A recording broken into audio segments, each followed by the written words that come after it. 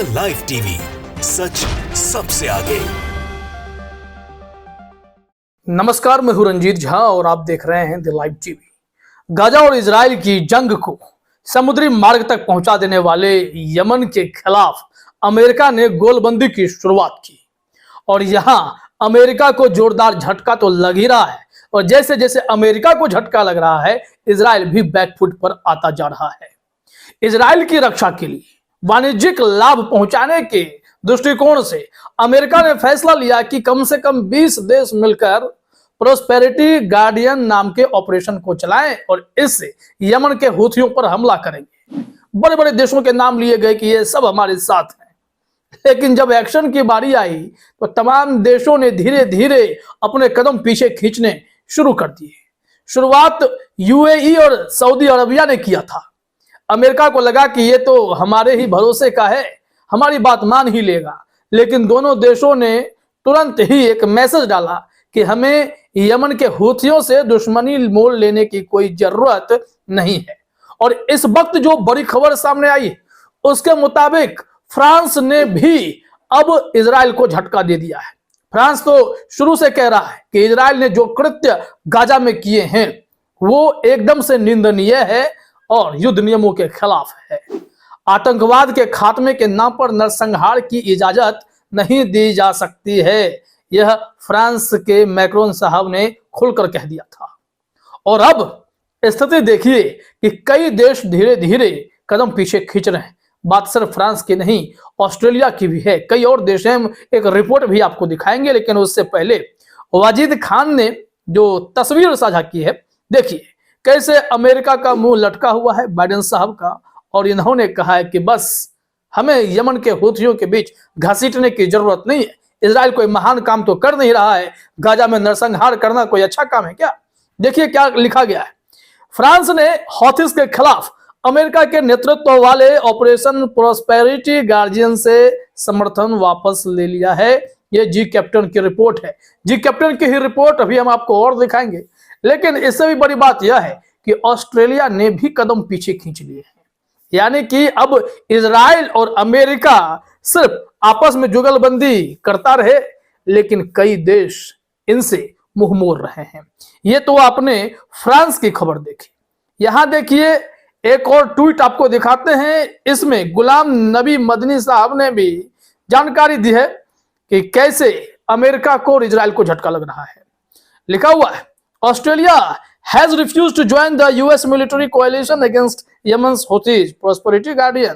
इसको ज्वाइन करने से ऑस्ट्रेलिया ने भी मना कर दिया। Australia will not send its ships to Yemen to fight the हुथीज।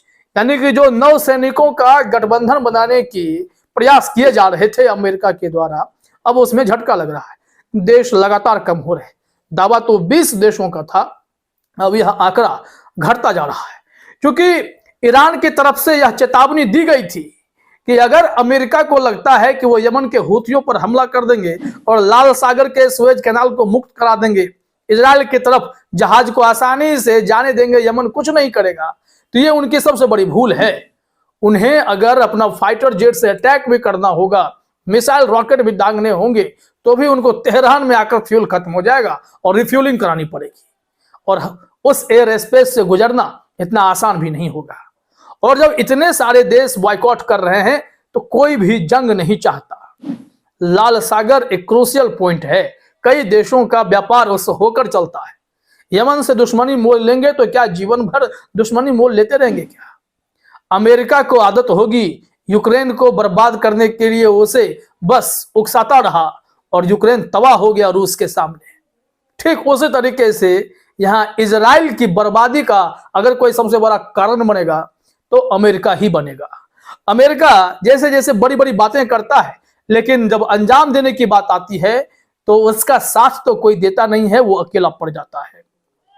आइए इस संबंध में एक रिपोर्ट भी हम आपको दिखाते हैं। जी कैप्टन की ही रिपोर्ट है हमारे पास, और इसमें खुलकर सारी बातें बता दी गई हैं कि ये जितना बन रहे थे, जितना दिखा रहे थे, अंदर से दरअसल उतने खोखले निकले हैं। जी कैप्टन की रिपोर्ट देखिए, कौन कौन से ऐसे देश हैं जिन्होंने अब तक मना कर दिया। स्पेन भी है, इटली भी है, फ्रांस भी है, ऑस्ट्रेलिया के बारे में आपने जाना, यूएई सऊदी अरबिया के बारे में जाना। तो 20 में से तो आप ऐसे ही 5-6 कंट्री कम कर दीजिए ना। और भी कई देश होंगे जिन्हें कोई दिलचस्पी नहीं है। 10 देशों ने तो यहां तक कहा कि मेरा नाम भी आप सार्वजनिक नहीं कीजिएगा। तो वो कितने साथ देंगे आप इससे अंदाजा लगा सकते हैं। हेडलाइन देखिए जी कैप्टन की। स्पेन, इटली, फ्रांस ने लाल सागर ऑपरेशन प्रॉस्पेरिटी गार्जियन की अमेरिकी कमान को अस्वीकार कर दिया है। रॉयटर्स की रिपोर्ट है जिसे जी कैप्टन ने भी अपने यहां प्रकाशित किया है। अब क्या प्लानिंग क्या थी, पेंटागन का क्या प्लान था, एक्शन प्लान क्या था, जरा देखिए।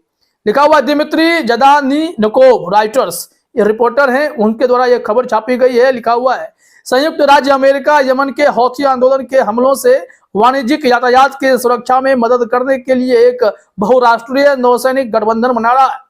गुरुवार को पेंटागन ने कहा कि 20 से अधिक देश अब समूह में भाग लेने के लिए सहमत हुए, जिसे ऑपरेशन प्रॉस्पेरिटी गार्जियन के नाम से जाना जाता है। और उसके बाद हमने तो आपको रिपोर्ट पहले ही दी थी, कुछ देश तो अपना नाम भी सार्वजनिक नहीं करना चाहते। वो कितनी भागीदारी निभाएंगे, ये तो यहीं पर एक सवाल खड़ा हो जाता है। इसमें लिखा हुआ है कुछ देशों ने अपनी भागीदारी की पुष्टि नहीं की, जबकि अन्य ने कहा है कि लाल सागर के वाणिज्यिक यातायात की सुरक्षा में मदद करने के उनके प्रयास अमेरिका के नेतृत्व वाले नए ऑपरेशन के बजाय मौजूदा नौसैनिक समझौतों के हिस्से के रूप में होंगे। यानी कि यहां पर युद्ध हमला जो अमेरिका प्लान कर रहा है, उससे बेहतर होता कि आप समझौता करते, बातचीत का रास्ता निकालते। लेकिन जिन देशों को अपनी ताकत का अहंकार हो जाता है, वो देश बातचीत में यकीन नहीं रखते, ना अमेरिका ना इजराइल। अब देखिए ये लोग कत्लेआम मचाना चाहते हैं, और ऐसे स्थिति में कौन देश इनका साथ देगा, ये तो सवाल है। अब यहां देखिए लिखा हुआ है कि देश क्या कर रहे हैं, इस पर विवरण और स्पष्टता की कमी ने शिपिंग कंपनियों के लिए भ्रम बढ़ा दिया है, जिनमें से कुछ हमलों के बाद जहाजों को क्षेत्र से दूर ले जा रहे हैं, जो हौथियों का कहना है कि यह गाजा पट्टी पर इजराइल के हमले की प्रतिक्रिया है। एकदम क्लियर है, यमन को कोई शौक नहीं चढ़ा था कि वो अपने यहां दुश्मन बढ़ा ले। उन्होंने इजराइल को सबक सिखाने की सोची है कि कैसे आपने गाजा पट्टी पर निर्दोषों को, बेकसूरों को मारना शुरू कर दिया। अगर आपने मारा है, अब युद्ध रोक दीजिए, सीज फायर कीजिए और गाजा वासियों को, फिलिस्तीनियों को उसका हक दीजिए। जो समझौता संधि का नियम है उसे पालन कीजिए। अब यह डिपेंड करता है कि अमेरिका और इजराइल इस मांग को मानेंगे या नहीं। हालांकि खबर यह आई कि इजराइल ने कोशिश की हमास के सामने कि इजरायली बंधक को रिहा करने के लिए चलिए बात आगे बढ़ाते हैं। तो हमास ने भी कहा बहुत हो गई बातचीत, अब आप या तो युद्ध रोकिए या फिर बंधकों को छुड़ाने का बारे में सोचिए ही मत। यानी कि यह स्पष्ट यह है कि इजरायली बंधक अब तभी छोड़े जाएंगे जब यहां युद्ध विराम की घोषणा होगी और गाजा के लोगों को, फिलिस्तीन के लोगों को उसका हक दिया जाएगा। अगर ऐसा नहीं होता है तो यह जंग जो है लगातार चलता ही रहेगा। इसे रोकने के लिए जो प्रयास किए जा रहे हैं वो प्रयास विफल हो जाएंगे। क्या नेतन्याहू झुकेंगे? क्या वो इस तरीके से अपनी बातें मनवाने में सफल होंगे हमास के सामने? क्योंकि हमास ने स्टैंड क्लियर रखा है। तो यह जंग बहुत बड़ी होने वाली है। आगे यह रास्ता समुद्र की तरफ चला गया है। समुद्र में अगर शांति नहीं होगी तो इजराइल की कमर भी टूट जाएगी। तो यह रिपोर्ट हैरान कर देने वाला है। कुछ देखिए जो जानकारी आई है कि कैसे कैसे लोग हैं जो ऑपरेशन प्रॉस्पेरिटी का हिस्सा नहीं बनना चाहते हैं। इसमें कुछ देशों के नाम है। फ्रांस क्या कह रहे हैं? फ्रांस का कहना है कि फ्रांस के रक्षा मंत्रालय ने कहा कि वह लाल सागर और आसपास के क्षेत्र में नेविगेशन की स्वतंत्रता को सुरक्षित करने के प्रयासों का समर्थन करता है और कहा कि वह पहले ही इस क्षेत्र में काम कर रहा है। लेकिन उसने कहा कि उसके जहाज फ्रांसीसी कमान के तहत रहेंगे और यह नहीं बताया कि क्या वह अधिक नौसैनिक बलों को तैनात करेगा। इसका मतलब है कि उन्होंने क्लियर कर दिया कि वो अपनी सेना के साथ रहेंगे, उन्हें अमेरिका के इस ग्रुप में शामिल होने की जरूरत नहीं है। यहां पर लिखा हुआ है कि इटली के रक्षा मंत्रालय ने कहा कि वह इतालवी जहाज मालिकों द्वारा किए गए विशिष्ट अनुरोधों के जवाब में अपने राष्ट्रीय हितों की रक्षा के लिए नौसैनिक युद्धपोत वर्जीनियो फासन को लाल सागर में भेजेगा। लेकिन उसने कहा कि यह उसके मौजूदा ऑपरेशन का ही हिस्सा है और ऑपरेशन प्रॉस्पेरिटी गार्जियन का हिस्सा नहीं है। अमेरिका को यहां भी झटका लगा। स्पेन ने भी कहा कि स्पेन के रक्षा मंत्रालय ने कहा कि वह केवल नाटो के नेतृत्व वाले मिशनों या यूरोपीय संघ समन्वित अभियानों में भाग लेगा। इसमें कहा गया कि हम लाल सागर अभियान में एक तरफा भाग नहीं लेंगे। स्पेन ने भी मना कर दिया और कई देश हैं, ब्रिटेन है, यूनान है, इन लोगों ने भी धीरे धीरे अब अपना रास्ता क्लियर करना शुरू किया है। तो कुल मिलाकर यही मानिए कि बहुत बड़ा झटका अमेरिका और इजराइल को लग गया है। फिलहाल इस वीडियो में इतना ही। आप सभी का हमसे जुड़ने के लिए बहुत बहुत धन्यवाद। द लाइव टीवी, सच सबसे आगे।